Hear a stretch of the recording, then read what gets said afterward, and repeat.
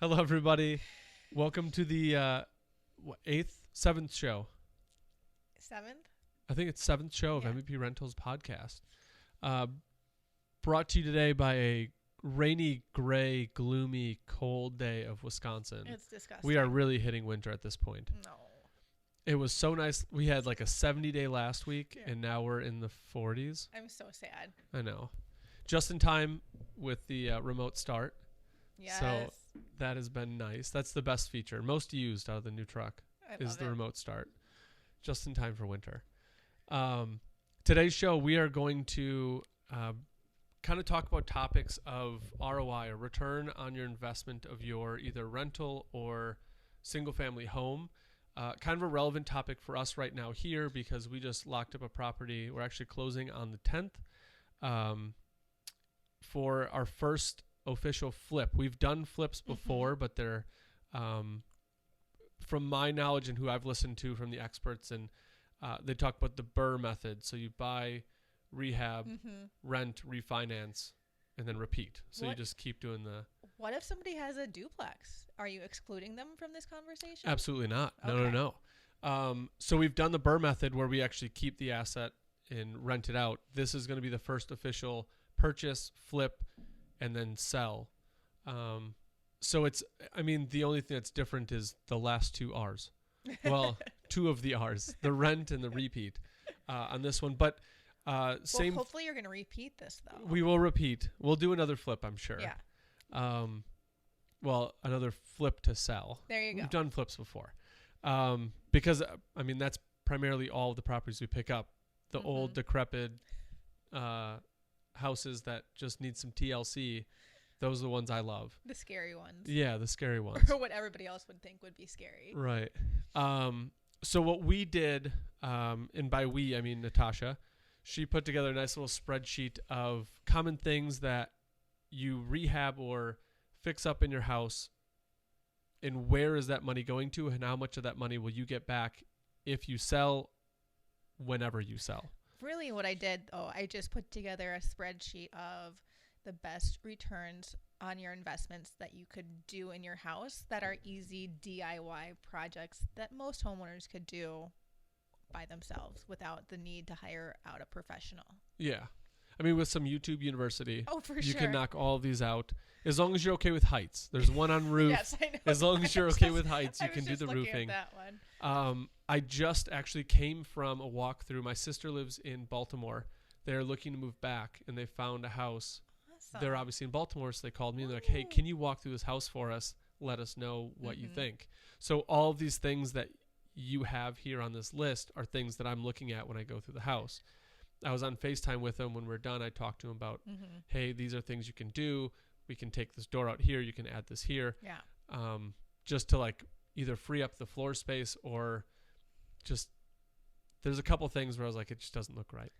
But a lot of these things we're going to have to do at that house if they do.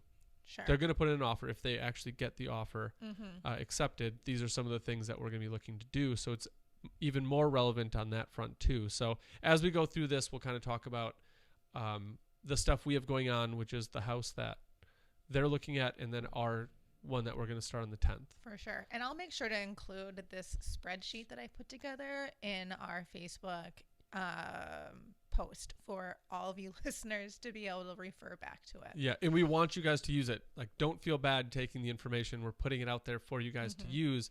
If there's anything, if you're getting ready to sell, or you're just like, you're going to sell in the next few years, you can start it now and feel safe that it's not going to be lost. And I was just really happy when I was looking at all of these things, and I was like, oh, I did that, check. Oh, I did that, check. Oh, I did that, check. And I was like, oh, yay. Like, I'm actually doing something the right way. What? Right.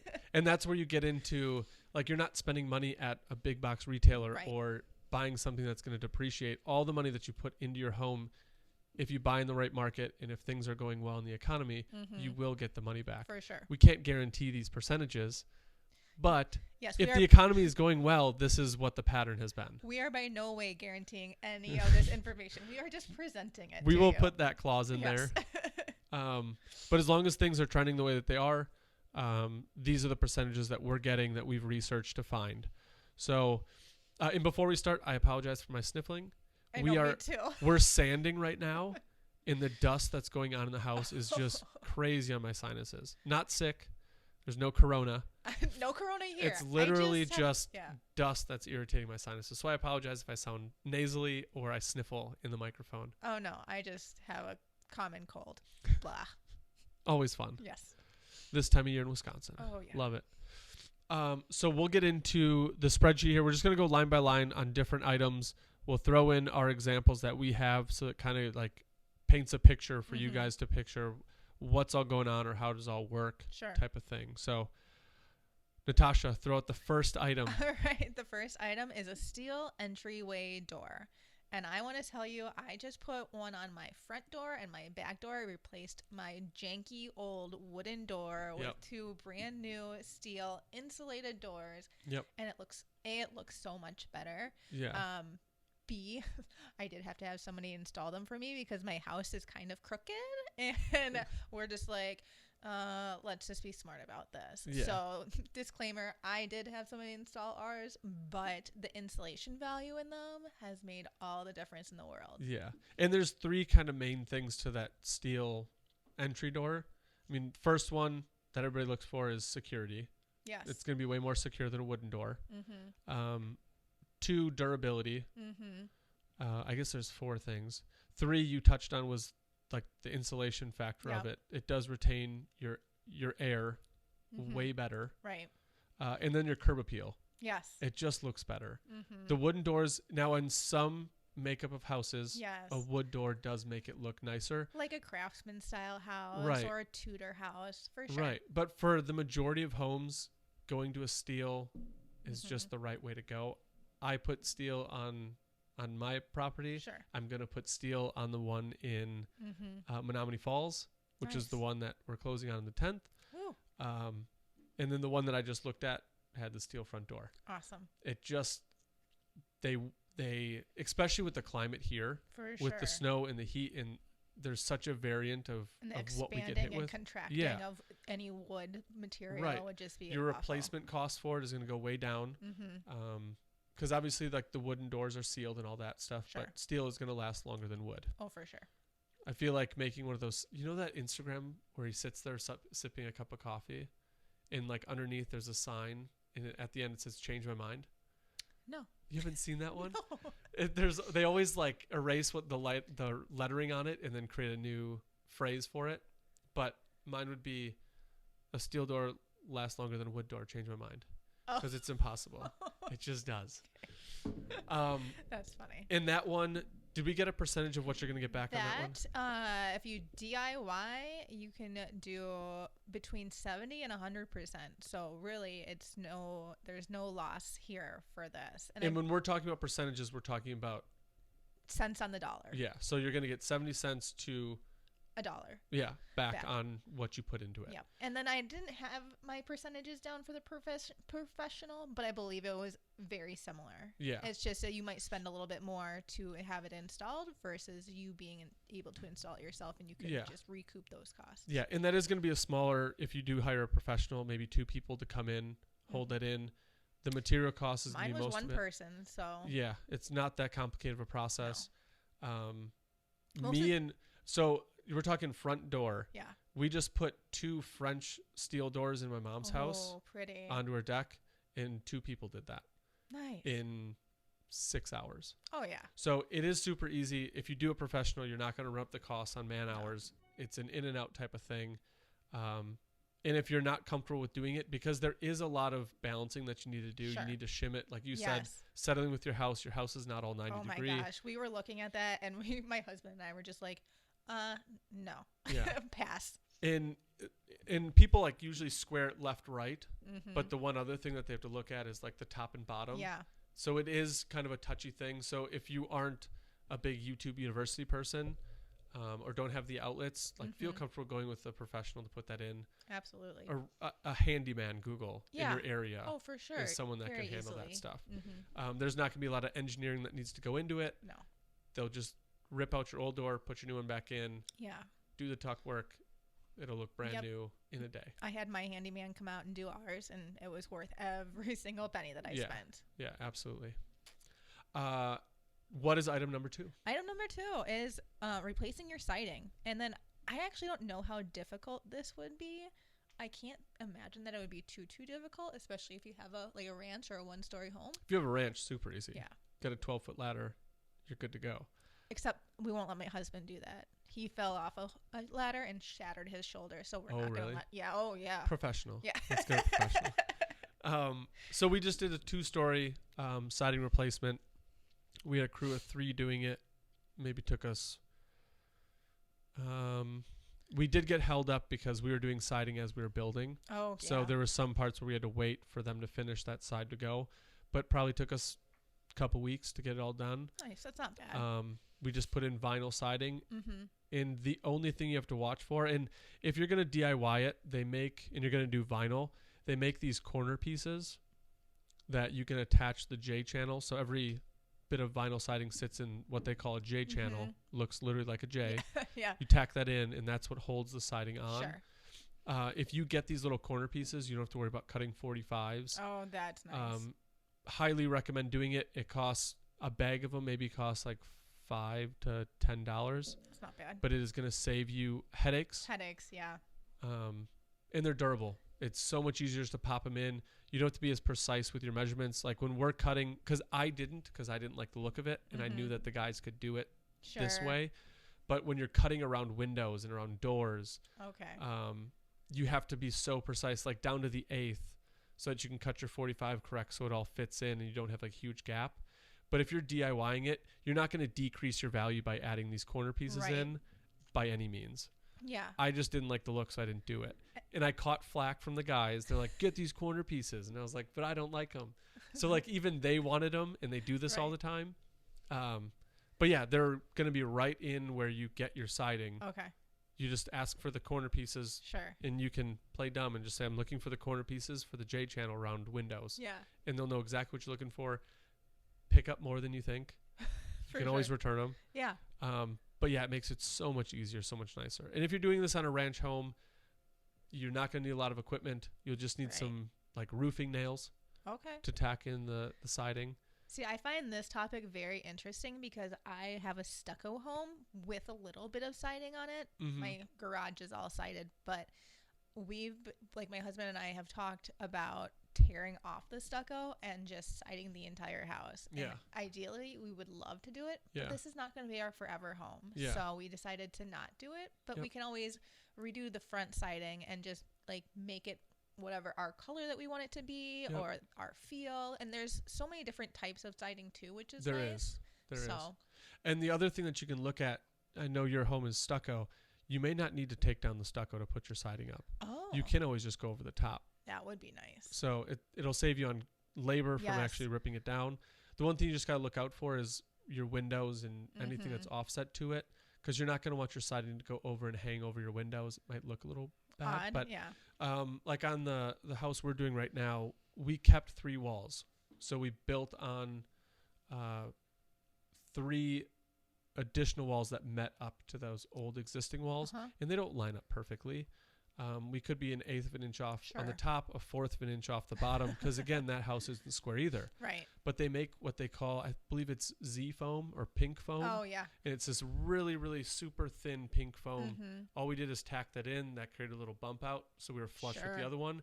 We sided over the old siding. They had some old wood siding on there, some wood planks. Oh yeah. That pink foam brought us right up to that, and we just sided right over it. Nice. You won't tell from looking at it unless you take off the siding. You'll see the old stuff. We just went right over the top. Saved us some time. And to be honest, if you don't need to rip it off, don't. Right. There's no real benefit to doing it. You're not, even when you go to resell, no one's going to know the difference anyways. I mean, I guess my only concern would be if there wasn't insulation behind the siding. Correct. That would be something bad. Like our house has no insulation anywhere except a bathroom wall that we had redone last year. And it's the warmest room in the house right now. So I'll just go in there and snuggle in and just like sit in the bathtub just to stay warm. In the way that I look at it is, if you're doing a demo or a DIY trying to flip something, do I need to take this apart? Right. Is it really necessary? Because once you start disturbing stuff, it's a chain effect where other things are going to get disturbed. What are the benefits and what are the non-benefits? Right. Yeah. So at that point I was like, we don't need to rip this down. Right. If anything, it's going to be a little extra barrier to the outside from the inside. So we put some foam on that created more of an insulator. So we just left it. Right. We're going to get the return on it. The siding I know looks better from the pictures. For sure. And I can't wait My for gosh, those it looks pictures. so nice. I can't wait for the before and afters of those. Yes. So the return on investment for this with a DIY is between 75 and 80%, which is still pretty good. 75 cents, 80 cents on the dollar. I'll take that. Yeah, absolutely. And it's not the most complicated thing to do. No. Just make sure things are level. Yeah. Have a level with you. And then for if you choose to have it professionally done, I don't have the numbers like right on hand, but I would guess it'd be about 50%. Yeah, because you're factoring in labor costs on it. So the hours to do it, they're going to have a bigger crew to do it. If you have a 2-story, 3-story, if you have an apartment complex that's massive, obviously your numbers are going to change. But for the most part, it's not the most tricky thing to do. Sure. Just make sure you advise to YouTube University. Right. Get the tools you need. But there's not a lot of supplies. It's not back-breaking work. No, but it's not shingling. Yes, which but we're going to talk about next. Make sure if you do take the siding off, though, you have reserved a dumpster that you can use to throw all of your siding out and make sure it's hauled away appropriately. Correct. Anyway, up next would be a new roof, and now this is where we say, please be careful. Yes. We don't want you climbing up ladders and not making sure that you're taking care of yourselves. Yes. I do roofing. I've done roofing. There are still some circumstances, like the house we're doing now, I could not do it. I called in a professional. I knew my limits. I conceded to that. The pitch on this thing was way too steep. Yeah. I'm not putting my guys or me in jeopardy of falling off a roof. Right. That is a big fall. Yes. In the professionals, they've got braces. They've got all the safety equipment that's needed. And don't feel bad about paying the extra money for a professional to come in, because when I look at a property, those are like the 2 biggest things I need to look for is the roof and the foundation. So you're going to get your money back on a new roof. Pay the extra money to get it done right. Plus the professionals, if you are doing like a truss repair or like a sheeting repair, not just shingles, there's going to be engineering that goes into like the truss part of it, and making sure that's done correctly, because you want that thing to last. And it's going to add a value to someone coming in and buying your house saying, yes, we have this company did it that does roofing, and maybe it has a warranty on it then. Correct. As opposed to you saying, yeah, I did that on the weekend. It took me a couple months. Right. And funny thing is, the biggest thing I saw when I was researching this topic was they say, duh, nobody's going to buy a house with a cruddy roof. So yeah, just replace it. Yeah. You know? Well, limited people. I have bought houses without a roof on it before. But then you ask for concessions and you ask for a price reduction. Absolutely. And that was a huge price reduction to it. There was literally holes in the wall in the roof. But knowing that I was going to go in, I'm going to spend money on the roof. I know I'm going to. Right. You can't tell me I'm not going to. Change my mind. And then you don't know what's come after the holes in the roof, or you don't know what's happened because of this disrepair. Right. Obviously there's going to be rain, there's going to be snow, there's going to be stuff that gets animals that get through. So it's not the best thing in the world, but for the property that we looked at that we're going to do, we are pretty much redoing the roof. We're going to put new sheets on. We're actually adding dormers off of the truss already. Oh, nice. So it is a 1-story kind of like bungalow feel. Yes. But the 2nd story, we're actually adding a staircase up. And then we're adding 4 dormers, 1 off the front and 3 off the back. Nice. So we're actually going to go into the attic trusses and build those dormers off of it. So there is going to be some structural stuff on there. I'm not just doing this willy-nilly. We've got engineers involved to make sure that what we're doing is going to meet code, is going to be safe for the next owners. So even the person who does it on their own is going to get the expert advice on sistering these dormer windows into this attic. You do know you have to stop telling me about like adding dormers and stuff, because you're going to make me want to do it to my house, and I can't. You can't? Oh, yeah, you don't have a...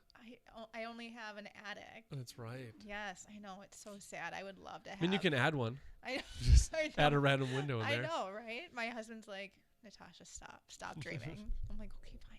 But the great part is, even if you do hire a professional to do this replacement of your roof, you're still going to get over 100% back on your return on investment. In fact, it's 109%. So $1.09 per each dollar spent. That's nothing to shake your head at. So if you're going to sell and your roof is on the fence and you're like, oh, I'll just let the new owner do it. That's one philosophy to do it. Absolutely. But if you put it on the market and it's a brand new roof and you can say literally just done a month ago, right, you're going to get your money back and then some. And roofs are not that expensive. When I was researching this, I was like, oh, I think it was like what, $7,500 for a single level house. Like, that's not awful. Yeah. I mean, it comes down to like a price per square foot. Yeah. Obviously, if you've got a second story, the price is going to go up because they need more for sure material. The type of shingling you're going to put on, it's a huge variance in that. Right. I mean, you could even do a metal roof. Yep. There's that option as well, and that roof will last forever. Yeah. So I like the look of metal roofs. I love it. I'm just waiting to be able to put one on a property. I know. I haven't had a property where I could actually put on a metal roof, but I don't know how expensive those are, but they're options. They're more expensive, but so. For the duration and what you're paying for, exactly, it is worth it. Yeah. Sure. And if you like the style of them, if you don't like the style of them, they're a little bit more noisy. Oh, I guess so. Yeah. But that's about it. Just add more insulation in your attic. Right. But yeah, usually, unless there's like a massive hailstorm, oh God, like you're not really going to have any damage with them. Right. So worth it. Yep. Always. All right. Next up is adding a deck. I'm assuming it could be a deck, or say you have a single family home. It could be a hardscape off the back of your house. Yeah. Some outdoor living type of scenario. Yep. More for the curb appeal. For sure. Type stuff. Well, it's the back. Well, I guess it's back of the house. That is true. The ambiance of the backyard. Yes. In fact, we added a brick paver patio and to our backyard last year. Don't leave out the putting green. Oh, and the putting green. And we're going to be installing a brick fireplace in the backyard too. But we haven't done that yet. We're slowly but surely getting there. Yeah. We have all the bricks in our garage. That's good. Just haven't done the actual bricking of it That's yet. true. And that stuff, super easy. So I've built 2 kind of like fire pits. Yeah. And I have paid $0 for both of them. Really? Facebook Marketplace. Oh, people want to get rid of bricks all the time. And you can find, because there are contractors that go out that buy over the amount they need. Yeah. And then they're like, well, I can't return these. Yeah. So they're just like, if you can come pick them up, take them. They're yours. So I've picked up bundles of bricks, and they're all the same brick. I'm not like hodgepodging 3 different people. You can pick them up. So I guess I have to buy mortar mix. Oh. So it does cost a little bit of money. Not bad. But yeah, I mean, there's stuff out there. People want to get rid of bricks, and they're all decorative bricks. So you're not going to go for sure a low quality. So, and that's for any of these projects, really. You can always look on Facebook Marketplace or Craigslist or wherever, because people are always trying to get rid of extra supplies that they have or surplus. Yep, absolutely. For sure. And so adding a deck, and I guess they're kind of referring to a traditional deck, whether that be a 1-story deck or a deck that's off the back of, say, a kitchen. Your return on investment there is going to be 80%, but definitely more if you're in a warmer environment. So it would be closer to that 80%. If you do decide to hire it out with a professional, it's going to be more around the 60, 62%, which is still a pretty decent return on your investment, especially for something that's kind of a little frivolous. Right. And if you do this before you sell, you get the enjoyment factor on all of these things. Oh, for sure. So if you're doing this 5 years before you sell, you've got the 5 years of enjoying what you're doing. Yep. And you're pretty much, if you hire a professional to do it, you're still getting 60% of your money back. And I think a lot of it also depends on what type of materials you choose to use for your decking, because you can use just traditional wood, or you can go with that the composite stuff. Yep. That's what I put on the front of this house. Yeah, and that stuff again will last forever. Worth it. Yeah, I think it's really cool looking too. So. Oh, absolutely. No, the railings and all that are natural pine, Okay. but the decking, the flooring Mhm. is all that composite. Yeah, I mean, you could Love even it. go as far as using like steel or metal Mhm. railings too, if you desire. And Oh, the absolutely. nice thing is there's so many options and so many different ways that you can personalize a deck to make it really yours. Right. And I like those metal Mhm. railings. I'm just trying to go for like that farmhousey look. So I was Ooh. like, I'm going to just do natural wood. It's not the most like secure porch, Sure. but like it looks really nice. I do like it. Hashtag don't go over to Marcus's. Just don't lean on it. Yeah, but I chose that composite because it holds up to the weather. Yeah. With the heat and the cold that we have here. I wanted something that's going to not expand and contract so much. For sure. And the installation of it was so easy. If you got the it's like an easy install clip. Yeah. I've So seen basically you just butt the two together with a clip in between. You throw a Mhm. screw in the middle and it holds it down. those. Love it. It was so easy to do rather than putting all this like natural wood Sure. on there that you're going to have to then stain and paint year after year. Right. This stuff's going to, That's just no fun. yeah, it's going to hold true. So, You want to enjoy your deck, not Right. slave over it. right. And that's why I went with the composite. Yeah, awesome. All right, next up is kitchen remodel. And there's a couple of different variations that you can do as far as the kitchen remodel goes. The cost effectiveness or the return on investment is geared more towards like a $20,000 remodel as opposed to like a $40,000, $50,000, $60,000 remodel. So just a smaller one, kind of trying to get your kitchen triangle in order as far as where your stove and your sink and your dishwasher are. So that is an option. You can do a full remodel. However, your return on investment is not going to be nearly as good. But that being said, kitchens and baths sell houses. They do. So any ideas as far as like what you would do for a kitchen remodel? So we actually have, with this new one coming up, they have very limited cabinet space, Oh. but a very big kitchen. Oh, interesting. They also have carpet in their kitchen, What? which was a little bizarre. So what we're going to do is No. we're going to obviously rip out the carpet. Yeah. They've got awesome railroad ties going through the kitchen. So we're keeping those. Okay. 'Cause that Where looks- are the railroad ties? They're up on the ceiling. So they've got these shiplap boards going through. And then on top of the shiplap, they have, I think it was like 8 railroad ties. They're kind of smaller, Huh. but running the opposite direction of them. Interesting. They look awesome. So we're keeping those, but we'll end up redoing the cabinets. We're going to keep the sink where it is. It's kind of tucked right in the corner overlooking the backyard, which I thought was a super that's cool cute. thing. But with the floor space they have, we're actually going to add an island in the middle. I was wondering if you were Yeah, going so we're to. going to have like a giant hood coming down Oh, cool. through that, the dishwasher. Hopefully, we'll be running the plumbing through and we'll put the dishwasher in that island. And then obviously countertops and Sure. new cabinets because the cabinets are old. Sure. If you can envision what cabinets are in there Yeah. with the carpet. Oh, I can. So they're I really can. outdated, And really that old. Sounds scary. Yeah, so we'll put brand new ones in there. But yeah, when it's all done, we're not changing walls. We're not knocking anything Right. down. We're going to take out the wall board, put up drywall. So it's going to be no carpet. Right. I was going to say replace carpet. No. We're taking the carpet No, out. It's gone. We'll be putting in LVP, Which is? luxury vinyl plank. So Oh. it looks, I mean, the technology now with I vinyl know. plank, it looks like wood. It really does. And it's like a click and set. It's super easy. I've It's seen really that. durable, scratch resistant. It's awesome. So we'll be putting in vinyl plank. We're going to put in the island. We'll be redoing the cabinets. All we're really doing is rearranging. So Nice. it should be super easy.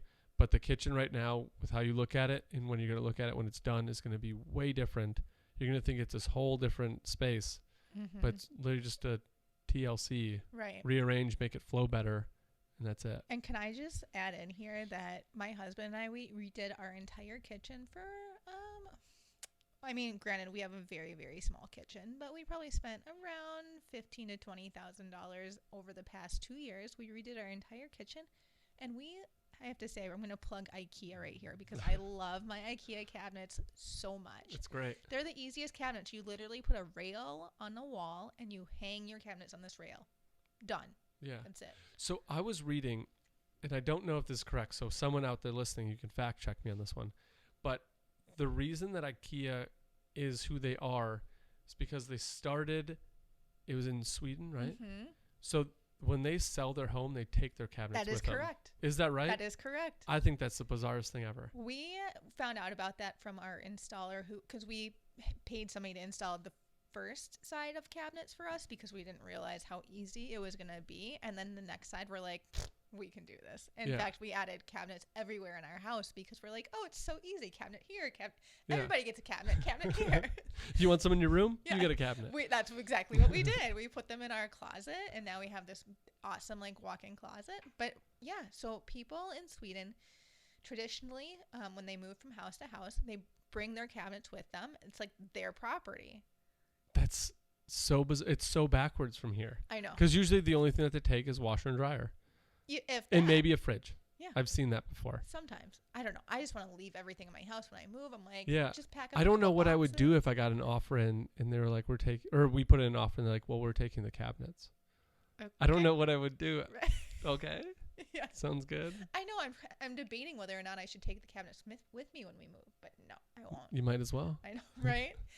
So anyway, and then for the rest of our kitchen, we actually found somebody on Facebook to install our granite for us.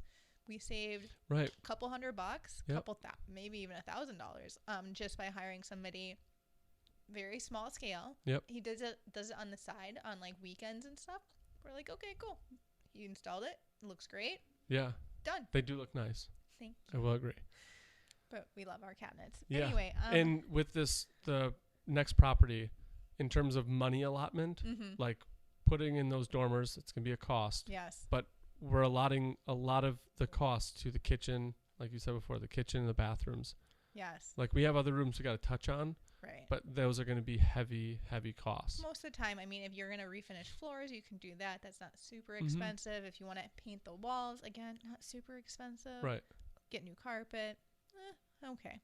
Right. Anyway, as far as your return on investment, if you do your kitchen and you spend under $20,000, you're going to get about 80 to 85% back. If you spend a little bit more, if you spend, 20 or above 20, you're going to probably stick around the 60% range, and that's if you have a professional do it for you too. Although I would lean more towards the 50% if you go upwards of $20,000. Next one up is since we just talked about kitchens and bath cell homes, is your bathroom remodel.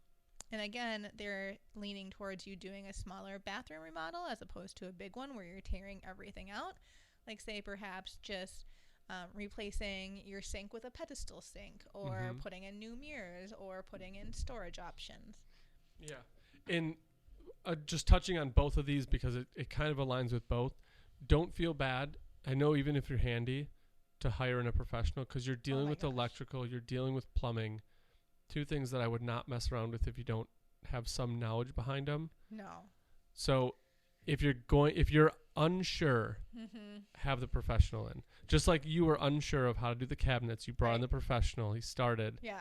And then you're like, okay, that's something that I can kind of do. Yeah. So I would never say don't do professional. This is super easy. Just go ahead and do it.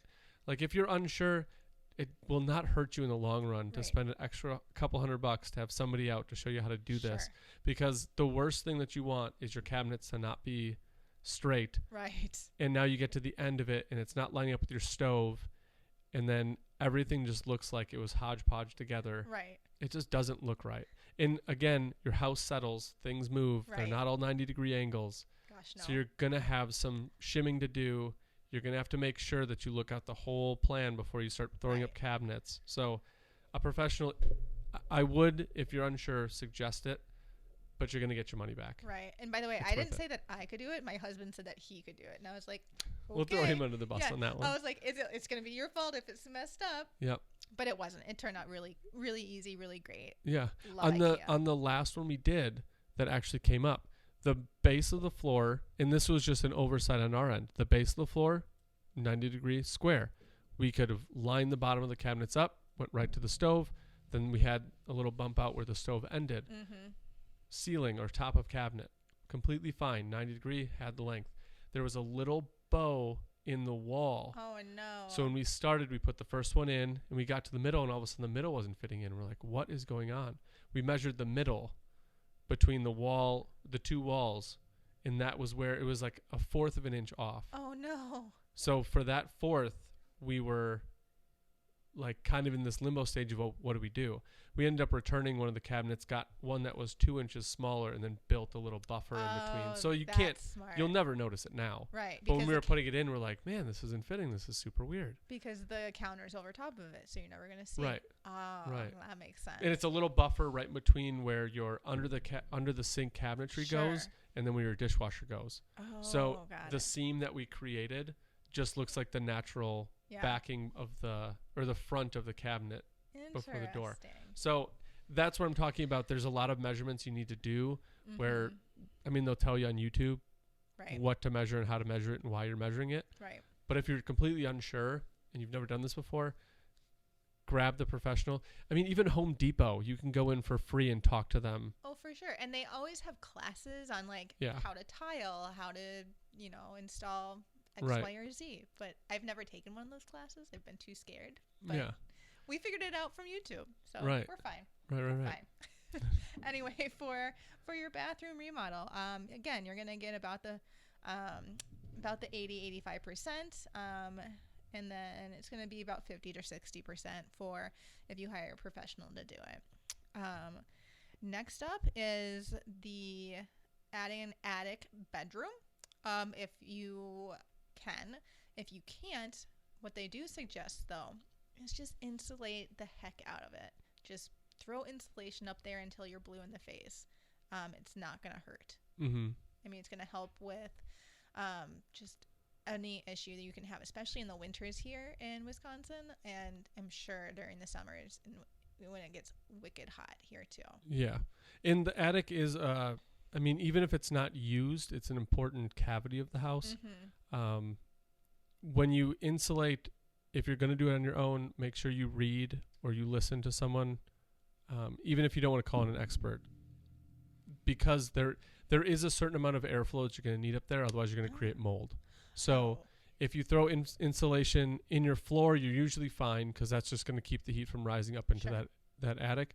But if you're putting insulation in between those attic trusses and you're stopping the airflow from the soffit up to like your ridge vents, you're going to block moisture in there, and then you're going to create mold, and mold's going to get in your insulation, and then you're going to have to rip that all out. Okay. So make sure they've got these like baffle protectors, which pretty much just creates like a fourth of an inch cavity, so it can go up the soffit, up your roof line, into your ridge vent, and you can insulate everything below that, and then you tack up your drywall, and that will insulate it, and you'll make it look like a brand new space.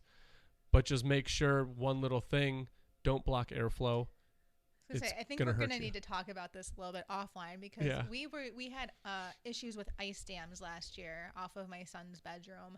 And so we were going to do some more insulation this year, but now you're making me a little nervous. So we're going to have nothing to to be nervous. I don't want to like throw red flags everywhere.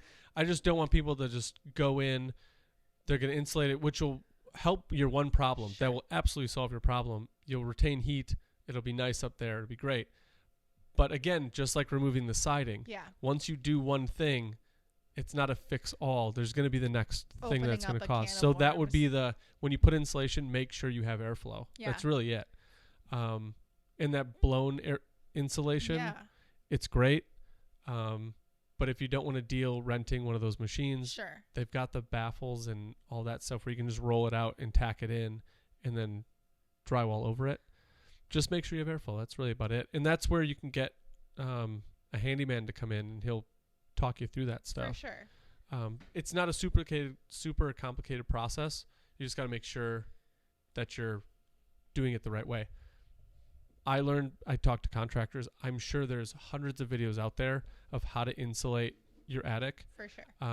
The one thing most recent about attic insulation that I was putting up was this reflective barrier.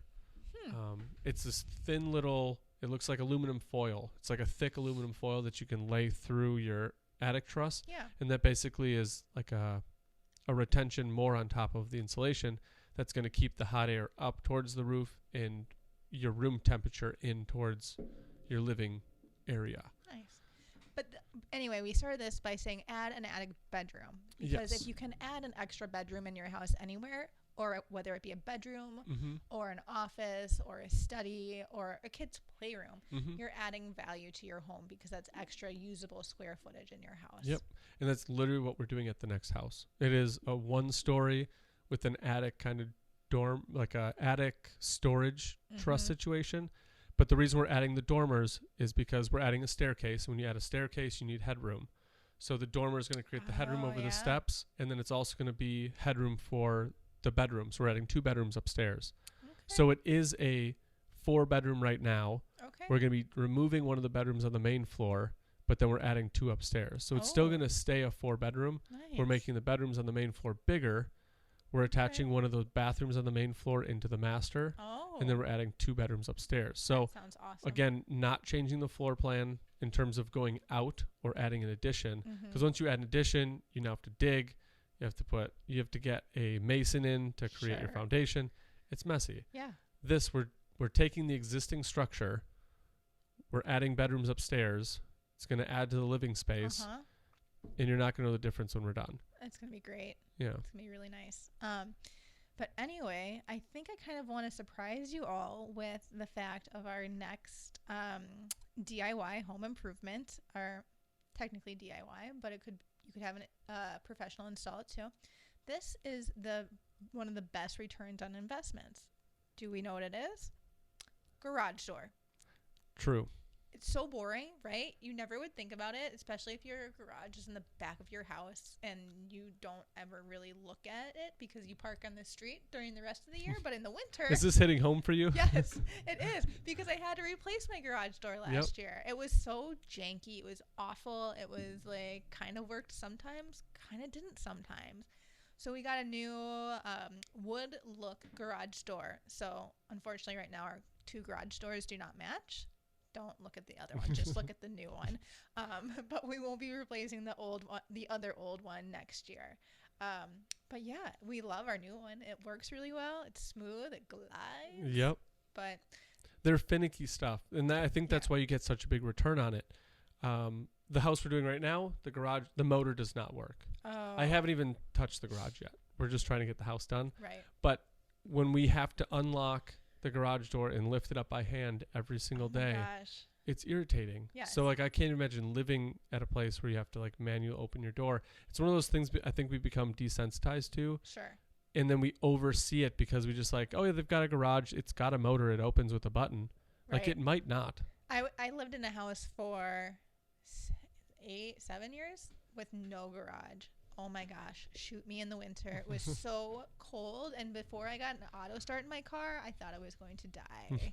Like I would make my husband go outside and start my car every morning, and Yep. I had to be at work by 7:00 every morning. So Yeah. that means he had to be out at like 6:30 starting my car for me. Yeah. I mean, if you by chance have the garage that does face the street, Mm-hmm. or you can drive right in from your driveway, Sure. like that is a huge, like even more than the front door. Right. When you drive into a driveway, the first thing you look at is going to be the garage Yeah. because that's where you're going. Your house door is this big. Yeah. Your garage door is about 5 times as Yeah, big. and your eye's going to go to the bigger thing that you see, Right. and if you can make that an attraction, it's For going to sure. help you out. So again, for the same reasons as your door of why you'd want that steel Mhm. benefit, just the nice, classy, well done, well balanced, good motor Mhm. garage door is going to add value to it. And you can get an insulated garage door too. Correct. So, I mean, how can you lose with that? Right. Your return on investment for that, if you DIY it, is going to be about 90%. If you have a professional do it, it's only about an 87%. So it's not a big loss there. I would we had a professional do ours because we were Mhm. like, there's so many moving parts. There's so much going on. We needed a new motor for our garage. Like, Yep. it was just not worth it for us to do it personally. And if you can have a professional come in, spend a couple $100 on them, Yeah. go for There's it. a lot of balancing that goes into it. Yeah. There's tracks that you need to make sure that are running correctly. So again, one of the things wouldn't hurt to get a professional in, For sure. but if you're handy, For sure. something you can definitely do on your own. Yeah. So next one is new wood floors. And I'm pretty sure that this would include like refinishing your hardwoods as well. Yeah. But Which, again, if you have a home with hardwood, don't sell it out. Like if you go into a house and it looks kind of old, you don't need to replace them. No. You can always buff them, sand them down, refinish Yes. them, and they will look like they did when you first bought them. My floors need to be redone. I'm like sitting here looking at that now as I'm talking about this, and I'm like, ugh, they need to be redone. They look awful. And hopefully everybody out there, and if you don't know it, I'm going to give you this huge thing. I think Lowe's does it. I'm pretty sure they do. But I know Menards because I've done it. And I know Home Depot does it because I've done it. The tools that you need that you can rent. Yeah. Like you rent a floor sander for a day. Costs you like, I don't know, somewhere between like $50 and $100. That's to, not bad. To run that, and then you just need to buy the new finish. Yeah. And then you're done. That's next to nothing compared to what you will pay to have your floors refinished, because I've previously had floors refinished, and it's about $500 a room. Mm-hmm. So it's not a cheap thing, although I am a little nervous if we were to redo ours, just because if you're using one of those sanders, they can get caught. They can like dig into the wood a little bit. So you really need you got to keep them going because they'll dig. Yeah. That's the thing. I'm redoing the 2-story. It's about, I don't know, just over 2,000 square feet. To put in vinyl plank, it's about $5,000. Oh boy! I think to do that, which again, it's going to be worth it. The stuff's durable, and the same thing if you've got old floors that you don't like. Right. So we'll just either do yours or the house that we're going to do in November over the winter. The floors that are underneath, I don't really care what they look like because I'm going to put the LVP right on top of it. Sure. So you rip out that carpet. They may have carpeted over hardwood floors. Right. If they did, maybe I keep them. I don't know. I haven't seen it yet. When I walked through, they wouldn't let me rip up the carpet. Oh, that's I tried. baloney. But yeah, I don't know what's underneath. But if it is just subfloor, then you obviously put LVP on top of it. Yeah. The house that we're doing right now did have hardwood floors through the kitchen, living room, and dining room, but they were something I didn't want to mess with. Right. I could have sanded them down, didn't really want to. Sure. So we're just putting the LVP on top. I'm not ripping it up and getting to the subfloor. I'm just keeping those floors on, putting the LVP right on top of it. You put like a underlayment, which is like this foam. So what you're saying material. is I could just put LVP over top of Absolutely. my hardwoods and then just be done. Absolutely. Oh. Again, you don't have to worry about dumpster. You don't have to worry about a demo crew coming out and ripping up your floors. Jason, we might be doing this. You literally can live in your house as you do this and just do it room by room. I love it. So, again, I think we really might do that. Yeah. Oh no, this at is a bad. certain point, you're not gonna be able to keep building on top of stuff. This and like you'll have to take off your molding to do it, and then reapply your molding. But if you're gentle and you take off your baseboard, that's fine. or the molding, I want new molding anyway, so there we're you go. good. Then just accidentally break a couple, and then you're like, well, we gotta get new ones. I want chunky, like craftsman molding. I don't like this. I don't know. We have like 3 different kinds of molding in our house, and it's ucky. Yeah. It's ucky. It makes me really sad. Anyway, new hardwood floors, your return on investment is going to be about 90%. And that's if you have it professionally done. So it sounds like it'd be pretty good. 100% worth it. Pretty good return on investment. And that kind of comes to our end as far as our list goes. But I wanted to talk to you about some considerations, whether you choose to DIY it yourself or whether you choose to hire it out to a professional. And one of the big things is it worth your time and effort? DIYing can save you money, but if it comes at a cost as far as like time and sweat goes, maybe it's not worth it. Maybe it's worth it to have your weekends with your family or with your loved ones. Then I would suggest hiring it out and spending the extra money and taking a little bit of the return on investment off. 2, and we kind of touched on this earlier, how risky is it? Like, is it worth hopping up on a roof? I don't know about that. But if you're super handy, go for it. Right. 3, do you have the knowledge, the skills, the equipment to do it the right way? And some of that just boils down to like what Marcus just said. Can you go to Home Depot and rent out the equipment for it? And is it worth the cost of the equipment that you're renting? Then it's probably worth it for you to do it DIY. So those are some things to consider before doing your DIY projects or before hiring it out. And then finally, a couple tips I wanted to go over for DIYing. One of the biggest things is just start small. You don't have to do a lot of big, like major, like kitchen renovations. You can just, I don't know, paint your walls or do some landscaping in the front yard. Nothing has to be big or grandiose. It can just be small to start.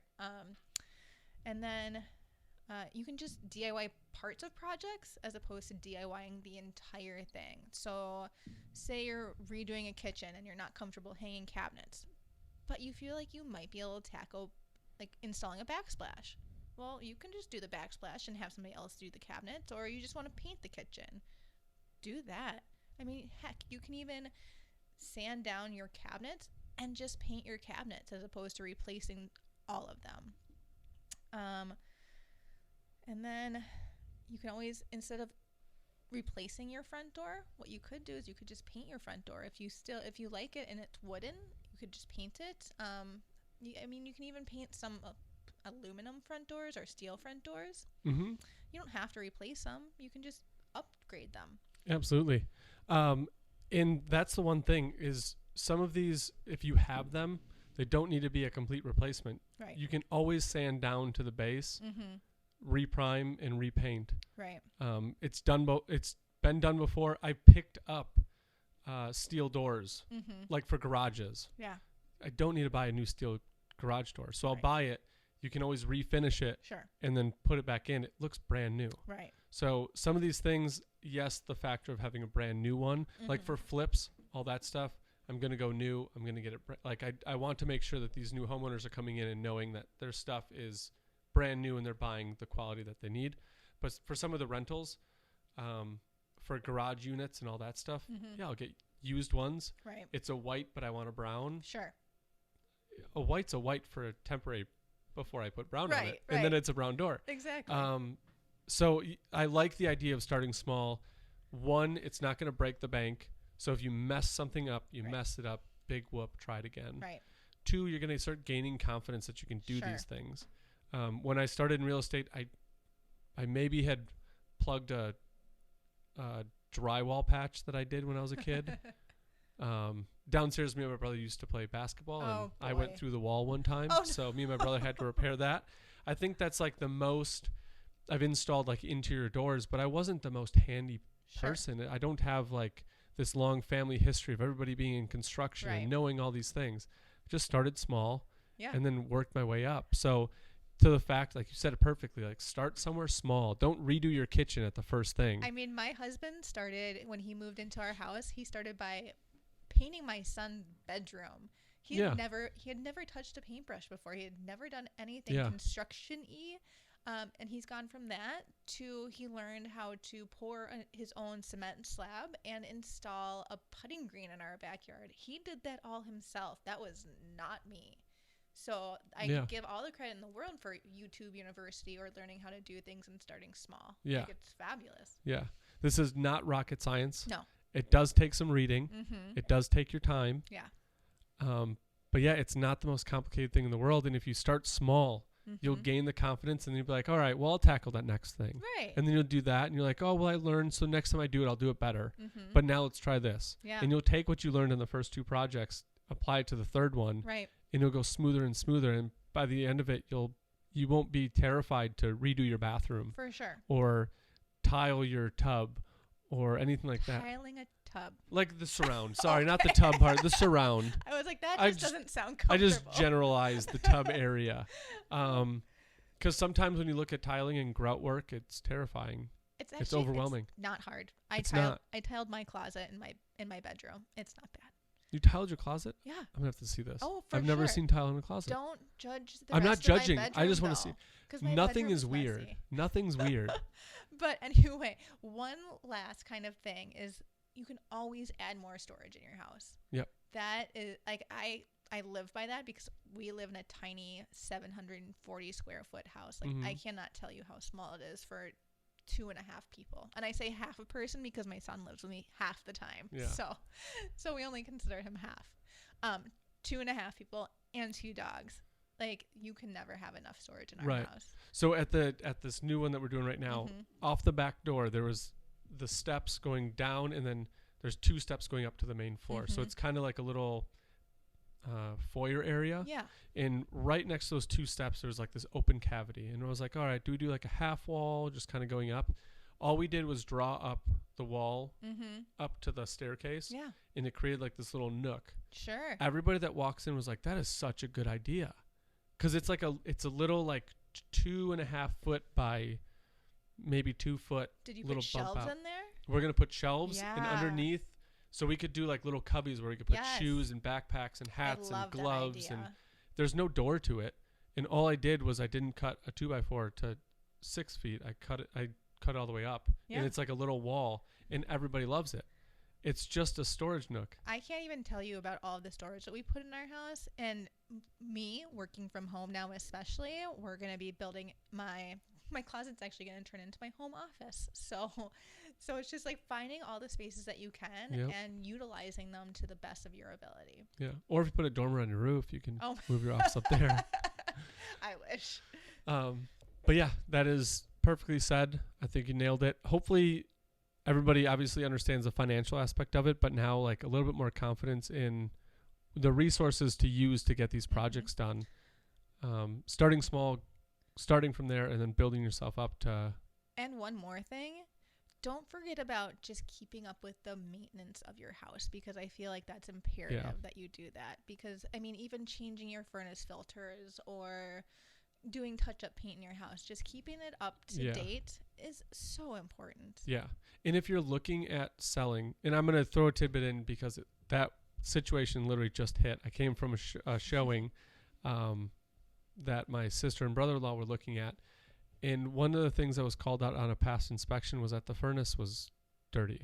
Yeah. And I was like, that's such a little thing. Go to Home Depot, get a filter, and put it in. From start to finish, you cost yourself $10 with gas in about an hour of your time for just a little thing. And I say you even just go have your furnace clean, go have your air conditioning tuned up, just do all that stuff before you put your house in the market, just to ensure that you're getting ahead of it and that nothing is wrong that you could get called out in inspection. And at the bare, like, just looking at it, you're going to spend money. If you own a home, you're going to spend money. Are you going to spend money on wasted efficiency, where if your ducts are dirty or your filter is dirty, you're spending more money in electrical or in gas, whatever one you're working on, to pump your airflow through it? Oh my gosh. Or spend the money and let things work correctly, and you're going to spend less money on the actual gas or electric that you're using. All right, I guess I should call the furnace people and have them come and like clean I up my know ducts. it stinks to pay for it up front, because you're like, well, I'd rather pay $300 over a period of time because it's cents, dollars here and there. It's working fine. Or just spend it up front and then your monthly bills will go down. So it's a teeter-totter each one you want to go to. But when you look at it, you're going to spend money either way. You don't replace your front door and there's seams where air is escaping, or your windows are cracked and you don't want to replace it. Don't. But you're not saving any money. I know. Air is escaping through that, where you're just pumping more hot air into your house, which you're spending more on utilities. We keep trying to like make a budget for ourselves where we put X amount of money aside each month just for, upkeep of the house, or just being able to be like, oh, here's a household emergency. Here's something that we need to take care of. Just that type of thing. Like, we have to have our sewer pumped every, I don't know, 6 months to a year, just because it backs up because there's a belly in one of the lines underneath. And of course, it's like it's like halfway between the street and our house, and it's like, oh, that would be a very big expense. Yeah. So. Yep. Anyway. Well, I love that show. Thank you for doing all the research, Natasha. I know it's going to help some people out there that are listening. So kudos to you for that. Hey. Loved it. Hopefully you guys took something from it. Hopefully you get a little bit more confidence to tackle a project that you have. If you did tackle a project inspired by the show, post on our Instagram or our Facebook. We'll definitely make sure that we reach back out, get you something special just for trying. For sure. We'd love to hear from you guys in terms of what you tackled. And show us your pictures of the project. Absolutely. Just post a picture. It'd be great. But yeah, we'd be excited to hear that. That'd be great. Totally. Well, thank you guys so much for listening to us today. I had so much fun researching this project. Yep. I really let you take the reins. I know. I was a little scared. I sat down in the chair. I was like, Natasha, are you ready to talk? Because you're going to talk more than you ever did. So, no, it was a great show. I loved it. All these topics. Hopefully, you said you're going to put that spreadsheet on the... I will. Okay, yep. perfect. Use the spreadsheet. Look at all those items that you have. If you have questions on any of those items or want us to expand a little bit more, or if you're even looking for, hey, we were thinking about doing our kitchen. Do you have a handyman or somebody that could come out and help us? I'll make sure to find somebody that'll come out. Just take a look at your project for free, give you like an estimate or give you some pointers. I'm not afraid to share my contact list with anybody who's listening. I have the best handyman, the best electrician, and the best plumbers around. And if you want granite countertops, she's got a granite guy too. I do. He's awesome. So cheap. So let us know what you think. We'd love to hear from you. Other than that, we're going to sign off, completing episode 6. 7? 6.5? Okay. We don't know. I don't know. But we'll be back next week. Yep. We'll have another exciting episode for you. Yep. I have no idea what we're going to tackle, but it's going to be fun. It is. Perfect. Well, we're going to get out of here. Now it's time to like bundle up, get some hot cocoa, start a fire. I'm talking like it's like mid-December. I know. I just don't like cold. It hits below 65 degrees and I'm in sweatpants and 2 sweatshirts. I hate even putting jeans on. It's just cold. Yeah, wool socks. All right, guys, we're getting off topic. All right, Thank you sounds so good. much. Have a good weekend or whatever day you listen to it. Enjoy your day. We'll be with you soon. All right, bye. Bye.